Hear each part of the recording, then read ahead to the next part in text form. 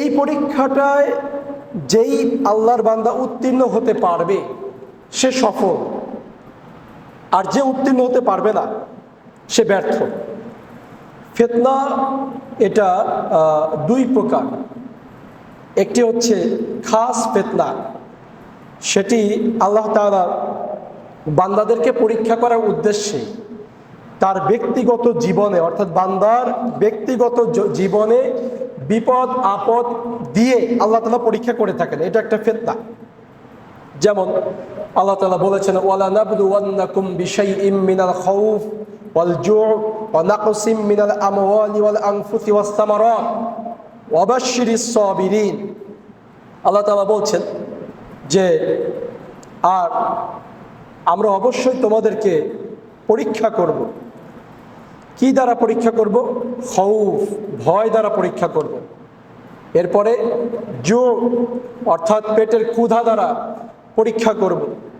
অনাকসিম মিনাল আমওয়ালি ওয়াল আনফুসি ওয়াস সামারাত, এবং তোমাদের ধন সম্পদ, তোমাদের জীবন, তোমাদের ফসল ফল ফলাদির ক্ষয় ক্ষতি দ্বারা তোমাদেরকে পরীক্ষা করব। অবশ্যই সাবিরিন, আপনি ধৈর্যশীলদেরকে সুসংবাদ দিন। সুবহানাল্লাহ। তার মানে এই পরীক্ষাগুলো করা হবে, কিন্তু এই পরীক্ষার মধ্যেও আল্লাহ তাআলা সুসংবাদ দিতে বলছেন কাদেরকে? ধৈর্যশীলদেরকে, যারা ফিতনার সময় সবর ইখতিয়ার করে তাদেরকে। এটা হচ্ছে খাস ফিতনা। তো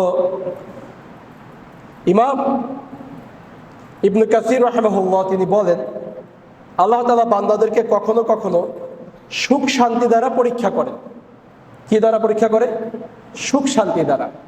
আবার কখনো কখনো বিপদ আপদ দ্বারা পরীক্ষা করে। যেমন আল্লাহ তাআলা বলেছেন যে তোমাদেরকে ক্ষুধা দ্বারা পরীক্ষা করা হবে, তোমাদেরকে ভয় দ্বারা পরীক্ষা করা হবে। অন্য জায়গায় বলেছেন, ওয়ালা নাবলুওয়ান্নাকুম হাত্তা না'লামাল মুজাহিদিনা মিনকুম ওয়াস সাবিরিনা ওয়া নাবলুয়া আখবারাকুম। আর আমরা অবশ্যই তোমাদেরকে পরীক্ষা করব যতক্ষণ না আমরা জেনে নেই কে তোমাদের মধ্যে জিহাদকারী আর এবং ধৈর্যশীলদের কে, এবং আমরা তোমাদেরকে কর্মকাণ্ড দ্বারা পরীক্ষা করি। অর্থাৎ এগুলো আল্লাহর পক্ষ থেকে পরীক্ষা। আল্লাহ সুবহানাহু ওয়া তাআলা বলেন যে কুল্লু নাফসিন যায়িকাতুল মাউত ওয়া নাবলুয়াকুম বিশ-শাররি ওয়াল খায়রি ফিতনাহ ওয়া ইলাইনা তুরজাউন। জীবন মাত্রই মৃত্যুর স্বাদ গ্রহণ করতেই হবে, আর তোমাদেরকে মন্দ ও ভালোর দ্বারা বিশেষভাবে আমি পরীক্ষা করে থাকি। এখানে আল্লাহ তাআলা ফিতনার কথা বলেছেন, ওয়া নাবলুকুম বিশ-শাররি ওয়াল খায়রি ফিতনাহ, অর্থাৎ ভালো এবং মন্দ এটা হচ্ছে তোমাদের জন্য ফিতনাহ, এটা দ্বারা আমি পরীক্ষা করে থাকি, তোমাদেরকে পরীক্ষা করে থাকি। তো এগুলো হচ্ছে আল্লাহর পক্ষ থেকে পরীক্ষা। আল্লাহ সুবহানাহু ওয়া তাআলা অন্য জায়গায় বলছেন, ফাইদা মাসাল ইনসানা দুররুন তাআনা সুম্মা ইযা খাওয়ালনাহু নি'মাতাম মিন্না। অতঃপর যখন কোনো বিপদ আপদ মানুষকে স্পর্শ করে তখন সে আমাদেরকে ডাকে, তারপর যখন আমরা তাদেরকে সেই নেয়ামতের বিপদ আপদকে মুক্ত করে নেয়ামতের মধ্যে পতিত করি তখন সে বলে আমাকে এটা দেয়া হয়েছে কেবল আমার জ্ঞানের কারণে, বরং এটা একটা ফিতনা। আল্লাহ তাআলা বলেছেন এটা একটা ফিতনা। তো আল্লাহ তাআলা মানুষকে সুখ শান্তি দ্বারাও ফিতনার মধ্যে নিপতিত করে, বিপদ আপদ দ্বারাও ফিতনার মধ্যে নিপতিত করেন। সুখ দ্বারা কিভাবে আবার পরীক্ষা করা হয়? সুখ দ্বারা পরীক্ষা করা হয় এইভাবে যে বান্দা আল্লাহর পক্ষ থেকে প্রাপ্ত নেয়ামত লাভ করে আল্লাহর ইবাদত বন্দিগি শুকরিয়া ঠিকমতো আদায় করছে কিনা, এটা হচ্ছে সুখ দিয়ে পরীক্ষা করা। আরেকটা হচ্ছে বিপদ আপদ দিয়ে পরীক্ষা করা, এটাও একটা ফিতনা। যে বিপদ আপদের সময় বান্দা ধৈর্যশীল আছে কিনা, এটা হচ্ছে বিপদ আপদ দান করার মাধ্যমে বান্দাকে পরীক্ষা করা। এটা এক ধরনের পরীক্ষা। বিপদ আপদের মাধ্যমে পরীক্ষা তো আমরা উল্লেখ করেইছি, আল্লাহ তাআলা ক্ষুধার মাধ্যমে পরীক্ষা করবেন, ভয়ের মাধ্যমে পরীক্ষা করবেন, ধন সম্পদের ক্ষতির মাধ্যমে পরীক্ষা করবেন। এরপরে আপনার তাকদীরের ভালো মন্দের ফয়সালার দ্বারা পরীক্ষা করবেন। এরপরে আল্লাহ সুবহানাহু ওয়া তাআলার পক্ষ থেকে আরেকটা পরীক্ষা হচ্ছে নেয়ামত দ্বারা পরীক্ষা করা। আল্লাহ তাআলা বলেছেন, ওয়া'লামু আন্নামা আমওয়ালুকুম ওয়া আওলাদুকুম ফিতনাহ ওয়া আন্নাল্লাহা ইনদাহু আজরুন আযীম। আর জেনে রাখো, তোমাদের ধন সম্পদ সন্তান সন্ততি তোমাদের জন্য এক ফিতনা। ধন সম্পদ ফিতনা, সন্তান সন্ততি ফিতনা, মানে পরীক্ষা। এগুলা কি নেয়ামত দিয়ে পরীক্ষা না, সুখ দিয়ে পরীক্ষা করা। আমরা তো ধন সম্পদ বেশি লাভ করলে পারে নিজেকে বেশি সুখী মনে করি। এইটা হচ্ছে সুখ দিয়ে পরীক্ষা, ধন সম্পদ দান করার মাধ্যমে পরীক্ষা। সন্তান, যেই দম্পতির সন্তান হয় না সেই দম্পতি দেখবেন যে হতাশার মধ্যে থাকে, ডিপ্রেশন, হতাশাগ্রস্ত, আফসোসের মধ্যে থাকে। আর যখন সন্তান হয় সে খুশি হয়, সন্তুষ্ট হয়। আল্লাহ তাআলা বলছেন যে আমি সন্তান দান করেও তোমাদেরকে ফিতনার মধ্যে ফেলি, পরীক্ষার মধ্যে ফেলি। তার মানে সন্তান সন্ততি ধন সম্পদ এগুলো হচ্ছে ফিতনা, পরীক্ষা। আল্লাহ তাআলা বলছেন ওয়া আন্নাল্লাহা ইনদাহু আজরুন আযীম। আর জেনে রাখো, নিশ্চয়ই আল্লাহর কাছে রয়েছে মহা পুরস্কার।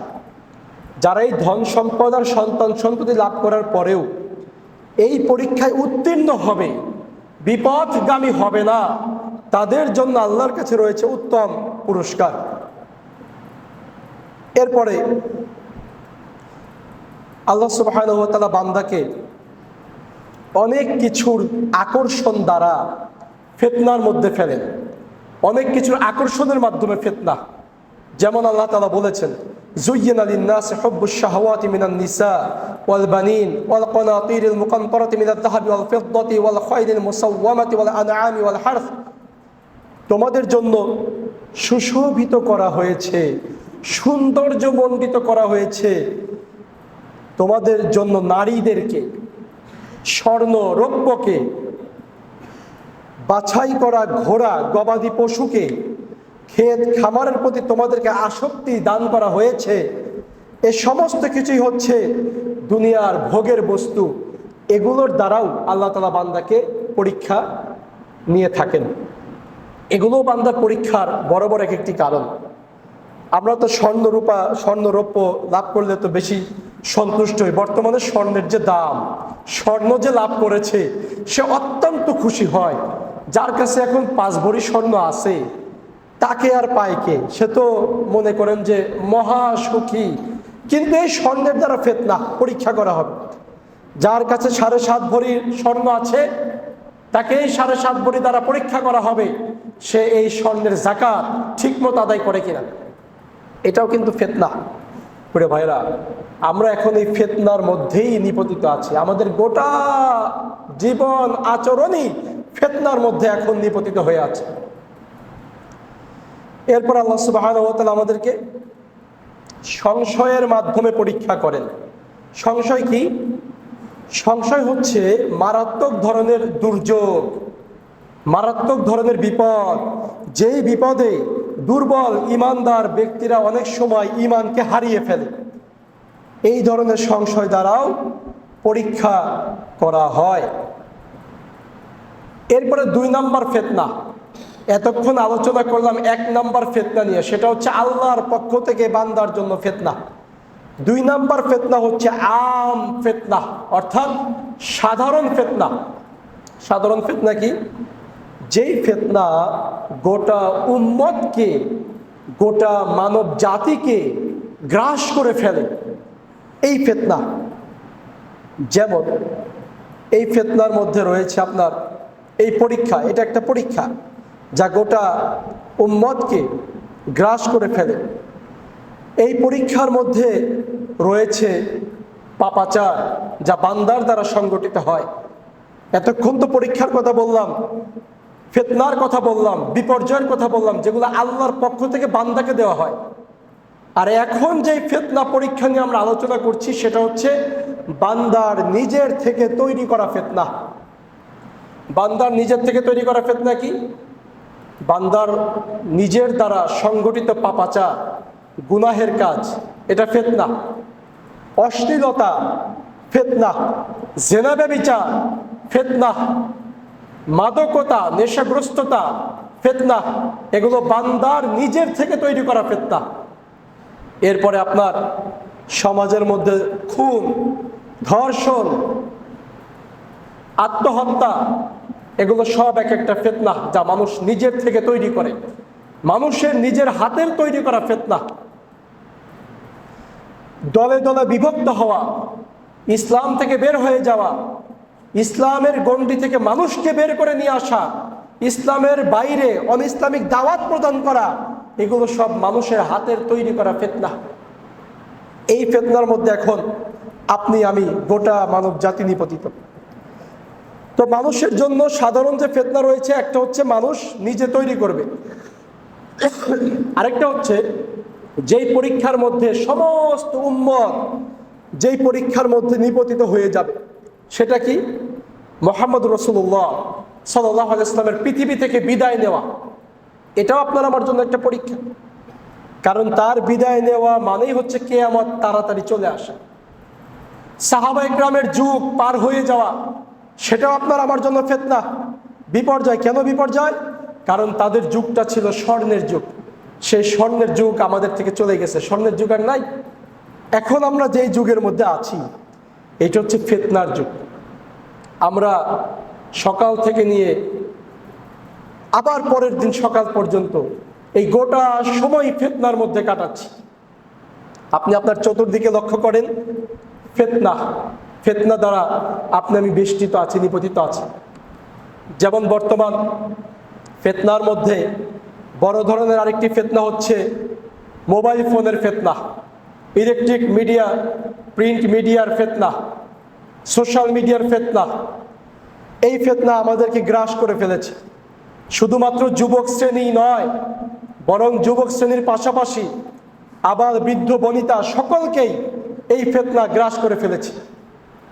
আপনি দেখবেন যে আপনার জীবনের ছোটবেলায় যদি আপনার বয়স হয় 50 বছর, আজ থেকে 20 বছর আগের কথাই ধরেন, এক জায়গাতে যখন কিনা 10টা যুবক বসেছে, তারা তখন মাঠে গিয়েছে, খেলাধুলা করেছে, শরীর চর্চা করেছে, গল্প করেছে। এখন যদি এক জায়গাতে 10টা যুবক থাকে, 10 জন 10টা মোবাইল নিয়ে ব্যস্ত থাকে, এটা একটা বড় ধরনের ফিতনা, বিপর্যয়। এই ফিতনার দ্বারা কি হয়েছে? এই ফিতনার দ্বারা সমাজ থেকে বন্ধুত্বের সম্পর্ক ধীরে ধীরে দূরীভূত হয়ে গিয়েছে। এই ফিতনার দ্বারা কি হয়েছে? আত্মীয়তার সম্পর্ক নষ্ট হয়ে গিয়েছে। আপনি যখন মোবাইল নিয়ে ব্যস্ত, আরেকজন আত্মীয়র খোঁজ নেওয়ার তো তখন সময় নাই। আপনার বাড়িতে একজন বেড়াইতে আসছে, আপনি তখন মোবাইল নিয়ে ব্যস্ত। এটা কিন্তু ফিতনা।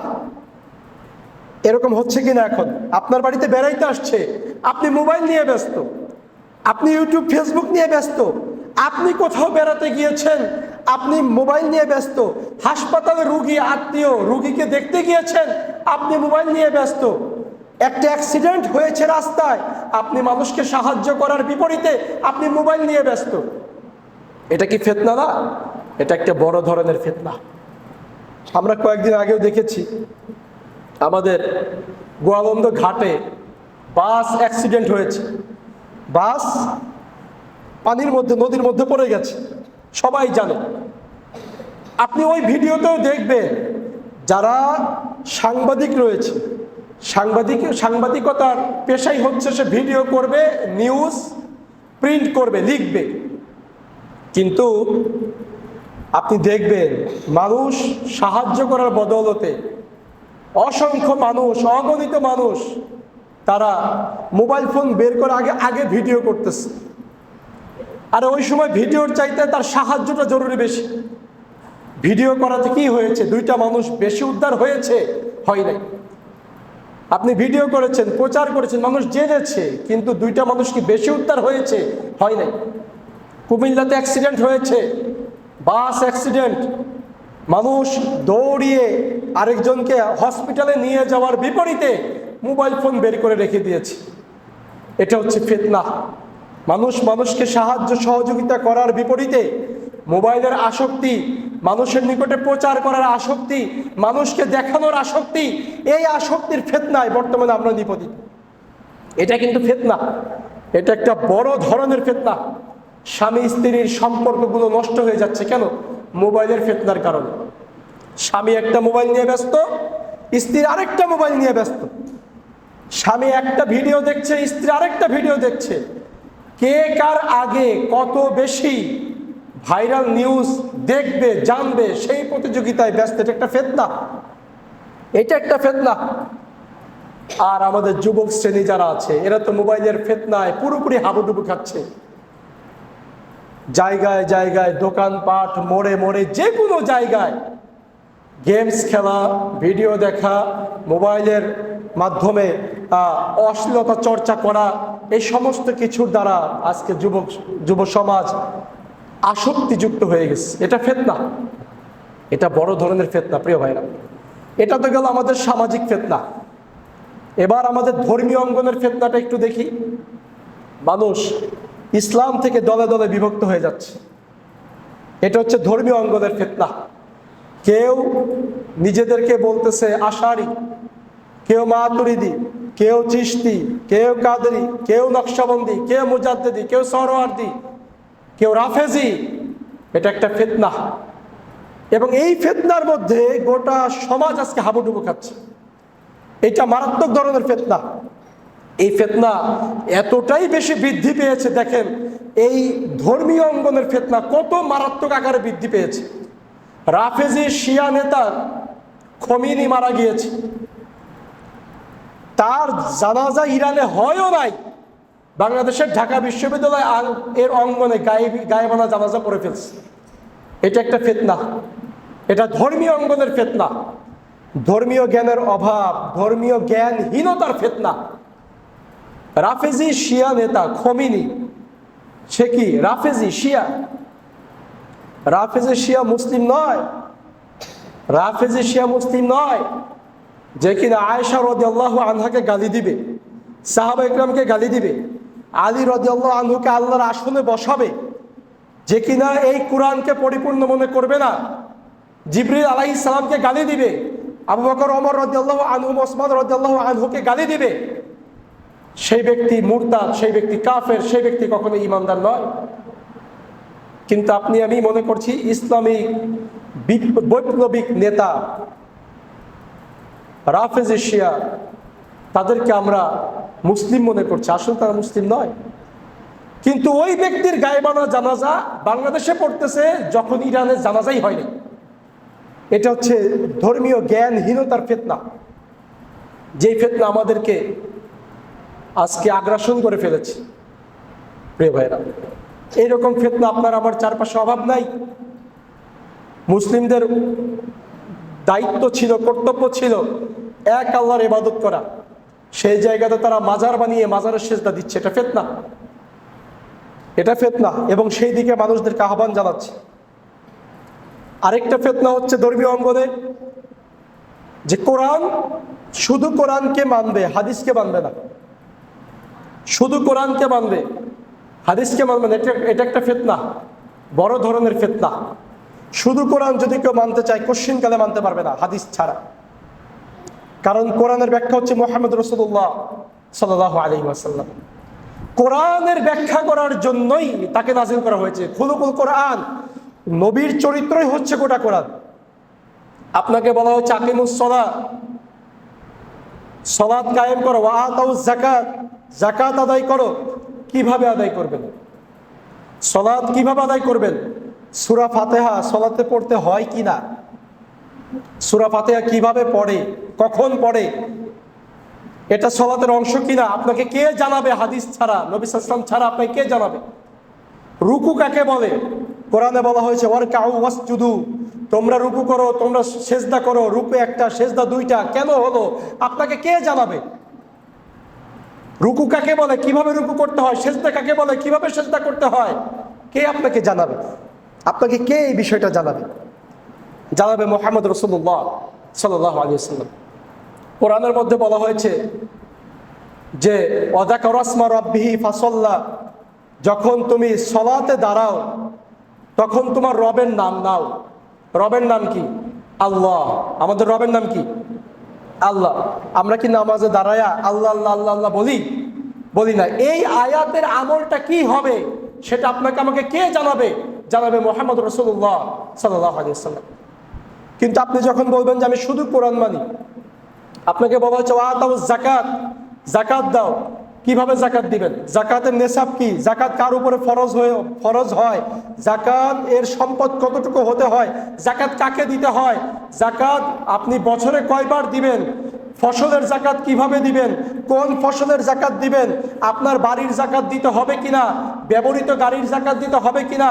আপনার পরে রয়েছে, অহেতুক পরে রয়েছে জমি, সেই জমির যাকাত দিতে হবে কিনা? আপনাকে কে জানাবে? এটা জানাবে মুহাম্মদ রাসূলুল্লাহ সাল্লাল্লাহু আলাইহি ওয়াসাল্লাম। আপনাকে হাদিসের কাছে যেতেই হবে। যখনই আপনি বলবেন যে হাদিস মানি না, শুধু কোরআন মানি, আপনি ফিতনার মধ্যে পড়ে গিয়েছেন। এটা ফিতনা, মারাত্মক ফিতনা। এরপরে প্রিয় ভাইরা, কোরআনের মধ্যে বলা হয়েছে সুম্মা আতিম্মুস সিয়ামা ইলাল লাইল, সিয়ামকে পূর্ণ করো রাত পর্যন্ত। রাত পর্যন্ত বলতে কি বোঝায়? সিয়াম কাকে বলে? সিয়াম কিভাবে রাখতে হয়? কখন থেকে কখন পর্যন্ত রাখতে হয়? রাখার পদ্ধতি কি? সাহারির পদ্ধতি কি? ইফতারের পদ্ধতি কি? আপনাকে কে জানাবে? কে জানাবে বলেন? মুহাম্মদ রাসূলুল্লাহ সাল্লাল্লাহু আলাইহি ওয়াসাল্লাম। কোরআন হচ্ছে শিরোনামের কিতাব। কিসের কিতাব? কিসের কিতাব? শিরোনামের কিতাব। এই গোটা কোরআনে যদি সমস্ত কিছুর ব্যাখ্যা থাকতো, কয়েকটা গুডাউন হইতো একটা কোরআন, আপনি টানতে পারতেন না, মুখস্থ করতে পারতেন না। কোরআনে হচ্ছে শিরোনামের কিতাব। পত্রিকাতে দেখেন না, প্রথম পৃষ্ঠায় সমস্ত খবরের শিরোনাম থাকে। পত্রিকাতে, নিউজ পেপারে প্রথম পৃষ্ঠায় সমস্ত খবরের কি থাকে? শিরোনাম থাকে। এবং এই শিরোনামের নিচে লেখা থাকে যে ওই 6 নম্বর পৃষ্ঠার 8 নম্বর কলামে বিস্তারিত, তাই না? তার মানে এটা হচ্ছে শিরোনামের পৃষ্ঠা। পত্রিকার প্রথম পৃষ্ঠাটা কিসের পৃষ্ঠা? শিরোনামের পৃষ্ঠা। এবং প্রত্যেকটা শিরোনামের শেষে লেখা থাকে যে এই নিউজ, এই সংবাদ এত নম্বর পৃষ্ঠার এত নম্বর কলামে বিস্তারিত পড়ুন। আল্লাহ তাআলা কোরআনুল কারীমের মধ্যে শিরোনাম দিয়ে দিয়েছেন এবং বলে দিয়েছেন মা আতাকুমুর রাসূলু ফাখুযুহু ওয়া মা নাহাকুম আনহু ফান্তাহু। রাসূল যা দেয় সেটা ধরো, রাসূল যা নিষেধ করে সেটা থেকে বিরত থাকো। আল্লাহ তাআলা বলেছেন যে রাসূলের অনুসরণ করে সেজন্য আল্লাহর অনুসরণ করলো। আল্লাহ তাআলা বলেছেন যে কুল আতিউল্লাহ ওয়া আতিউর রাসূল, বলুন তোমরা আল্লাহর আনুগত্য করো, রাসূলের আনুগত্য করো। তো রাসূল যেটা দিবে সেটাই তো হাদিস। এবার যদি বলেন যে হাদিস তো সংরক্ষণ করা হয়েছে, কোরআন তো সংরক্ষণ করা হয়নি, কোরআন তো আল্লাহর পক্ষ থেকে আসছে, কে বলেছে কোরআন সংরক্ষণ করা হয় নাই? কোরআন একবার আল্লাহর পক্ষ থেকে নাজিল হয় নাই, একবার লিখিত আকারে আসে নাই। সাহাবা ইকরাম এটাকে সংরক্ষণ করেছে। কোরআন সংরক্ষণের সূত্র আছে, সনদ আছে। হাদিস সংরক্ষণেরও সূত্র আছে, সনদ আছে। আপনি মুহাদ্দিসদের নিকটে একটি জাল হাদিস বানায় নিয়ে যান, সে আপনাকে বলে দিবে হাদিসটা শুদ্ধ নয়, কারণ হাদিসের সূত্র আছে। কোরআনেরও সূত্র আছে, কোরআন এমনিতেই সংরক্ষিত হয় নাই, কোরআনেরও সূত্র আছে। প্রিয় ভাইরা, এজন্য শুধু কোরআন মানবেন, হাদিস মানবেন না, আপনি আমলই করতে পারবেন না। ফিতনার মধ্যে পড়ে যাবেন। কোরআনের মধ্যে বলা হয়েছে ইযা নুদিয়া লিস-সালাতি মিন ইয়াউমিল জুমআতি ফাসআউ ইলা যিকরিল্লাহ ওয়া যারুল বাই। হে ঈমানদারেরা, ইয়া আইয়ুহাল্লাযিনা আমানু, হে ঈমানদারেরা, ইযা নুদিয়া লিস-সালাত, যখন তোমাদেরকে নামাজের জন্য ডাকা হয়, মিন ইয়াউমিল জুমআহ, জুমআর দিনে, ফাসআউ ইলা যিকরিল্লাহ, আল্লাহর স্মরণের উদ্দেশ্যে, জিকিরের উদ্দেশ্যে, অর্থাৎ নামাজের উদ্দেশ্যে দৌড়াও, প্রতিযোগিতা করো। ওয়া যারুল বাই, বেচা কেনা ক্রয় বিক্রয় বন্ধ করে দাও। আপনাকে কে জানাবে যে জুমার দিন কাকে বলে? আজকের দিনটা যে জুমার দিন, আপনাকে কে জানাবে? আজকের দিনে যে এই দুপুরের সময়ে জোহরের সালাত বাদ দিয়ে জুমার সালাত আদায় করতে হবে, আপনাকে কে জানাবে? যদি আপনি হাদিস না মানেন, আপনি তো মাগরিবের সময় জুমা আদায় করতে পারবেন, তাই করা যাবে না? আপনি হাদিস মানেন নাই, মাগরিবের সময় জুমা পড়তে পারবেন না, আসরের সময় জুমা পড়তে পারবেন না যদি হাদিস না মানেন। আপনাকে কে জানাবে যে জোহরের সময়টাই জুমার সময়? এইটা জানাবে হচ্ছে মুহাম্মদ রাসূলুল্লাহ সাল্লাল্লাহু আলাইহি ওয়াসাল্লাম। এই জন্য আপনাকে হাদিসের কাছে যেতে হবে। সেজন্য প্রিয় ভাইয়েরা, আমরা বলবো এটা একটা ফিতনা, এবং এই ফিতনার প্রচারক এখন আমাদের মাঝে অত্যন্ত অনেক বেশি। অনেক মানুষ আছে যারা এই ফিতনার প্রচার করে বেড়াচ্ছে, যারা বলছে শুধুমাত্র কোরআন মানতে হবে, হাদিস মানা লাগবে না। এর মধ্যে কয়েকজন ব্যক্তির নাম বলি। আমাদের লেখক রয়েছেন একজন আবু সাইদ খান, এরপরে কি রওশন যেন একজন নাম আছে, বিদেশে থাকে। শুধু কোরআন মানতে হবে তাদের কথা হচ্ছে। রাজশাহীতে একজন আছে অধ্যক্ষ মোজাম্মেল হক, শুধু কোরআন থেকে ফয়সালা নিতে হবে। আপনি হাদিস ছাড়া তো ফয়সালা দিতে পারবেন না, আপনি কিভাবে দিবেন? এরপরে আছে ডাক্তার মতিউর রহমান, বলছে শুধু কোরআন মানতে হবে, হাদিস ছাড়া আপনি ফয়সালা দিতে পারবেন না। আর হাদিসের ফয়সালা হচ্ছে মুহাম্মদ রাসূলুল্লাহ সাল্লাল্লাহু আলাইহি ওয়াসাল্লামের ফয়সালা। আল্লাহ তাআলা বলেছেন যে ফালা ওয়া রাব্বিক, তোমার রবের কসম, লা ইউমিনুনা হাত্তা ইউহাক্কিমুকা ফীমা শাজারা বাইনাহুম সুম্মা লা ইয়াজিদু ফি আনফুসিহিম হারাজাম মিম্মা কাদাইতা ওয়া ইউসাল্লিমু তাসলিমা। হে রাসূল, যতক্ষণ পর্যন্ত মানুষদের মধ্যে যেই ঝগড়া, বিবাদ, বিতর্ক, মতবিরোধ হয়, তোমাকে ফয়সালাকারী মেনে না নিবে, ততক্ষণ পর্যন্ত সে ঈমানদার হইতে পারবে না। নবীর ফয়সালা আপনি কোথায় পাবেন? হাদিসের মধ্যে পাবেন। নবীর ফয়সালা কোথায় পাবেন? হাদিসের মধ্যে পাবেন। এই জন্য প্রিয় ভাই, এটা একটা ফিতনা। এই ফিতনা থেকে আপনাকে আমাকে উত্তোলিত হতে হবে, উঠে আসতে হবে। এবার আমরা সংক্ষেপে আলোচনা করব ফিতনার সময় আমাদের করণীয়। ফিতনার সময় আপনি আমি কি করতে পারি? আরেকটা ফিতনার কথা বলি, সেটা হচ্ছে মুসলিমদেরকে খ্রিস্টান বানানোর ফিতনা। খ্রিস্টান মিশনারিরা এই বিষয়ে কাজ করে যাচ্ছে। আপনারা জানেন আমাদের গলন্দ মোড়েও খ্রিস্টান মিশনারি আছে। মিশনারির কাজ কি? তারা এখানে কি করবে? তারা মুসলিমদেরকে তাদের ইমোশনে আঘাত করে খ্রিস্টান বানাবে। মুসলিমদের ইমোশন বলতে কি আছে? আমাদের মা বোনেরা যারা আছে তারা চায় যে একটা ছাগলের মালিক হওয়া, তাই না? মহিলারা কি চায়? একটা ছাগল থাকবে, নিজের একটা গরু থাকবে। খ্রিস্টান মিশনারিদের থেকে মহিলাদেরকে ঘরে ঘরে ছাগল দেওয়া হবে, যাতে ধীরে ধীরে তাদেরকে এই খ্রিস্টান মতবাদের দিকে নিয়ে আসা যায়। মহিলারা চায় তাদের সন্তানদেরকে একটু সঙ্গীত শিখাতে, নাচ গান শিখাতে। খ্রিস্টানরা ফ্রি নাচ গানের স্কুল ব্যবস্থাপনা করে দিয়েছে, যাতে করে ধীরে ধীরে এই সন্তানরাও আস্তে আস্তে খ্রিস্টান হয়ে যায়। আমরা চাই একটু ফ্রি সেবা নিতে, যে জন্য আমেরিকা থেকে খ্রিস্টান ডাক্তার পার্বত্য অঞ্চলগুলোতে আসে। কেন? ফ্রি চিকিৎসা করার জন্য। আর ও কি এত পাগল হয়েছে যে ডাক্তারি পাশ করে এসে ফ্রিতে আপনাকে চিকিৎসা দিবে যদি আমেরিকা থেকে ওকে টাকা না দেওয়া হয়? ও সেই জায়গা থেকে টাকা পায় মিশন বাস্তবায়নের জন্য টাকা পায়। কি মিশন? মুসলিমদেরকে ধরে ধরে খ্রিস্টান বানাবে, এই মিশন। প্রিয় ভাইরা, এই যে চতুর্দিকের ফিতনা, এই ফিতনার সময় আমরা যে ফিতনাতে হাবুডুবু খাচ্ছি, এই ফিতনার সময় আপনি আমি কি করব এটা একটু জানি আসলে। এই যে এত রকমের ফিতনা, চতুর্দিকে ফিতনা, আপনি দেখেন মোবাইলটা হাতে নেবেন, জেনা ব্যভিচার। রাস্তাঘাটে যাবেন, জেনা ব্যভিচার। রাস্তাঘাটে যাবেন, হানাহানি, মারামারি, তর্ক বিতর্ক, ফিতনা, ফাসাদ, ধর্ষণ, খুন, দুর্নীতি, সুদ, ঘুষ, গীবত, পরনিন্দা। এত যে ফিতনা, আপনি কি করবেন? ফিতনার সময় আপনার আমার কি করণীয় আছে সেটা একটু জানতে হবে। এক নম্বর হচ্ছে আল্লাহর কাছে দোয়া করা, ফিতনা থেকে বাঁচার দোয়া করা। ফিতনা থেকে বাঁচার দোয়া করা। আমরা দোয়া করি না নামাজের ভিতরে? কি দোয়া করি? আল্লাহুম্মা ইন্নী আউযু বিকা মিন আযাবিল কবর ওয়া মিন আযাবিন নার। এরপরে কি দোয়া করি? ওয়া মিন ফিতনাতিল মাহইয়া ওয়াল মামাত। হে আল্লাহ, জীবনের ফিতনা মানে আমি জীবিত থাকা অবস্থায় যত ফিতনা আছে, আল্লাহ তুমি এই ফিতনা থেকে আমারে বাঁচাও। মৃত্যুর ফিতনা, ওয়া মিন ফিতনাতিল মাসিহিদ দাজ্জাল, বড় ফিতনা দাজ্জালের ফিতনা থেকে বাঁচাও। এজন্য আল্লাহর কাছে বেশি বেশি কি করতে হবে? দোয়া করতে হবে।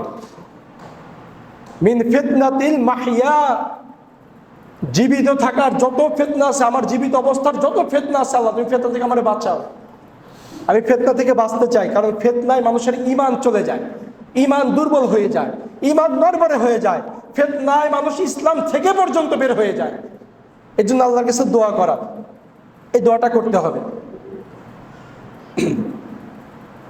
এরপরে ফিতনার সময় ঈমানের উপরে অটল থাকা। ঈমানের উপরে কিভাবে অটল থাকবেন? আমরা রমাজান মাস ব্যাপী একটি কোর্স করেছিলাম যে ঈমান ভঙ্গের কারণ সমূহ, ওই কারণগুলোকে জানতে হবে, জেনে ওই কারণগুলো থেকে নিজেকে বিরত রেখে নিজের ঈমানটাকে হেফাজত করতে হবে। ঈমানের উপরে অটল থাকতে হবে ফিতনার সময়, যাতে করে কোনো রকমের ফিতনা আমাকে গ্রাস করে আমার ঈমান থেকে আমাকে বিচ্যুতি ঘটাতে না পারে। সেজন্য ঈমানের উপরে অটল থাকতে হবে। এরপর হচ্ছে আপনার ইবাদতে গভীর মনোযোগী হতে হবে। আপনি সালাত আদায় করেন, সালাতে মনোযোগ দিয়ে আদায় করবেন। সিয়াম পালন করেন, মনোযোগ দিয়ে সিয়াম পালন করবেন, যে আমার সিয়ামে কোনো ত্রুটি বিচ্যুতি যেন না হয়। হজ পালন করবেন, আমার হজে যেন লৌকিকতা, মানুষ দেখানো, লোক দেখানো না থাকে। এই ইবাদতে গভীর মনোযোগটা দিতে হবে। এরপরে আপনাকে আমাকে ফিতনার সময় যেই কাজটা করতে হবে সেটা হচ্ছে মিথ্যা বিভ্রান্তিকর তথ্য ও কোনো সংবাদ যাচাই বাছাই না করেই প্রচার না করা। কোনো সংবাদ যাচাই না করে প্রচার করবেন না। এটা এখন আমাদের মধ্যে অনেক বেশি। সৌদি আরব কি করছে না করছে আপনি আমি না জেনেই প্রচার করি, আপনি ফিতনার ভিতরে পড়ে যাবেন। আপনার আমার কাছে ভালো কে বলেন তো? ইরান ভালো। ইরানে কি বাংলাদেশি শ্রমিক গিয়ে রেমিটেন্স পাঠায়? ইরানের টাকা পয়সা বাঙালি খায়? রেমিটেন্স পাঠায় কোন দেশ থেকে সবচেয়ে বেশি? সৌদি আরব থেকে। সাতক্ষীরাতে কার্টুনকে কার্টুন খেজুর আসে কোন দেশ থেকে? ইরান থেকে আসে, সৌদি থেকে আসে। দুম্বার গোশ আসে কোন দেশ থেকে আসে? ইরান থেকে আসে, সৌদি থেকে আসে। মুসলিমদের জন্য বাংলাদেশের সরকারের নিকটে সহায়তা পাঠায়, ইরান থেকে পাঠায়। সরকারের নিকটে সহায়তা পাঠায় সৌদি আরব থেকে। সৌদি আরবে কোনো মাজার আছে? ইরানে আছে, ইরানে আছে। সৌদি আরবে কোনো মাজার নাই? সৌদি আরবের কেউ আবু বকর, ওমর, ওসমান নাম রাখলে তাদেরকে কি শাস্তি দেওয়া হয়? হয় না, ইরানে হয়। সৌদি আরবের কেউ কি সাহাবীদেরকে গালি দেয়? দেয় না। কোথায় দেয়? ইরানে দেয়। আপনার আমার কাছে ভালো হচ্ছে ওইটা, মানে যেইটা খারাপ শয়তান আপনার আমার নিকটে ওইটাই ভালো করে উপস্থাপন করে দিয়েছে। প্রিয় ভাইয়েরা, এজন্য আপনাকে আমাকে আগে সত্যটা জানতে হবে। আবেগ দিয়ে কখনো কোনো সংবাদ প্রচার করবেন না, না হলে নিজের ঈমানটা নড়বড়ে হয়ে যাবে, নিজের ঈমান দুর্বল হয়ে যাবে। আবেগ দিয়ে কখনো কোনো সংবাদ প্রচার করবেন না। যে কোনো সংবাদ যাচাই বাছাই না করে শুধুমাত্র আবেগের বশবর্তী হয়ে কখনো কোনো সংবাদ প্রচার করবেন না। প্রিয় ভাইরা, ইসরায়েলি ইহুদিরা চায় ফিলিস্তিন, মিডল ইস্টকে দখল করতে, আর ইরানি শিয়ারাও চায় ফিলিস্তিন, মিডল ইস্টকে দখল করতে। কে কার আগে দখল করবে এইটা নিয়ে তাদের দুইজনের মধ্যে বিরোধ। যদি ইহুদিরাও এই যুদ্ধে জয়ী হয় তাতেও মুসলিমদের ক্ষতি, ইরানিরাও যদি জয়ী হয় তাতেও মুসলিমদের ক্ষতি।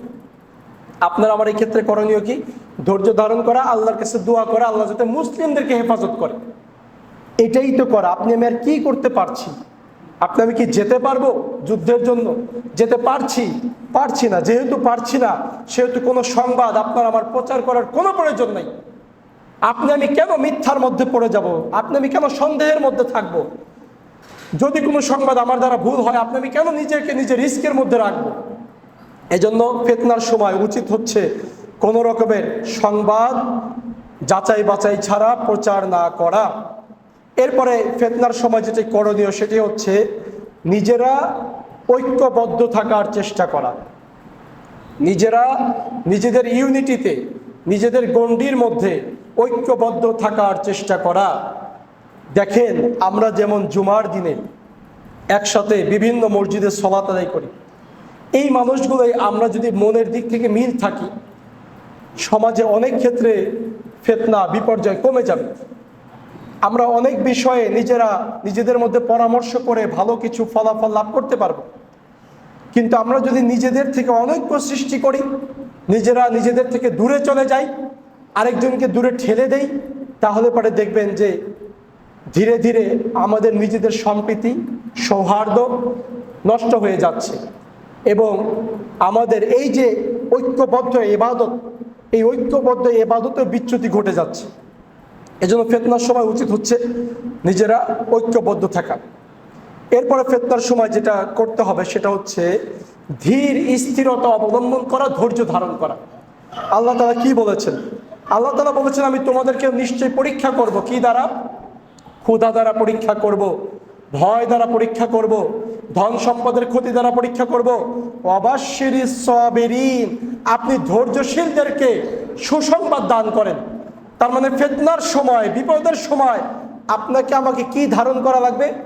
ধৈর্য ধারণ করা লাগবে। ধৈর্য ধরতে হবে। এই ধৈর্যটাই আপনার আমার মধ্যে নাই।